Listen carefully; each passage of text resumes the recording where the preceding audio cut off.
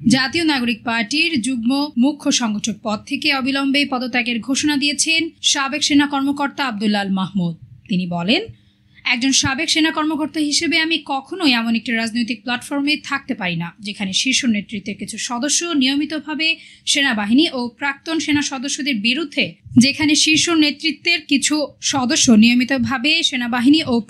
সেনা সদস্যদের বিরুদ্ধে অবমাননাকর মন্তব্য করেন এবং শত্রু ভাবাপন্ন অবস্থান নেন। তিনি বলেন, কর্মকর্তা হিসেবে আমি এটুকু মনে করি, জুলাই গণ অভ্যুত্থান বাংলাদেশে যেটা ঘটে গেল, সেই গণ অভ্যুত্থানে সেনাবাহিনীর ভূমিকা, বিশেষ করে অবসরপ্রাপ্ত সেনা কর্মকর্তাদের ভূমিকা, সেনা সদস্যদের ভূমিকা, এটা অবিস্মরণীয়। এটা অস্বীকার করার ভয় নেই। কেউ যদি সেটা অস্বীকার করে তাহলে সে এটা উদ্দেশ্যমূলকভাবেই করছে করে নেওয়া। সো এই অবদান রাখা, যে সময়টায় আমরা এই অবদানের সাথে সম্পৃক্ত ছিলাম, সেটা কিন্তু কোনো রাজনৈতিক অভিলাষ থেকে না, দেশের স্বার্থেই ছিলাম।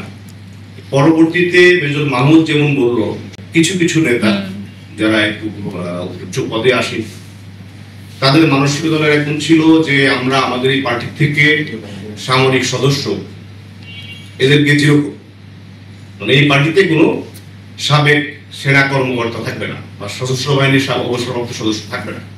তো এই মেন্টালিটি যেখানে থাকে, সেখানে আমি আমার জীবনের পুরোটা পার করছি সেনাবাহিনী। এই সেনাবাহিনী এটা আমার প্রাণ, এটা আমার রক্ত। আমার সেনাবাহিনী। এছাড়া তিনি আরো বলেন, আমি দৃঢ়ভাবে বিশ্বাস করি আমি যে সেনা পোশাক একদিন গর্বের সাথে পরিধান করেছি তার মর্যাদা ও সম্মান সর্বদা অক্ষুণ্ণ রাখতে হবে। এটি আমার দেশের সার্বভৌমত্ব রক্ষার প্রতি দায়বদ্ধতা। তাই আমি এনসিবির পদ থেকে পদত্যাগের সিদ্ধান্ত নিয়েছি।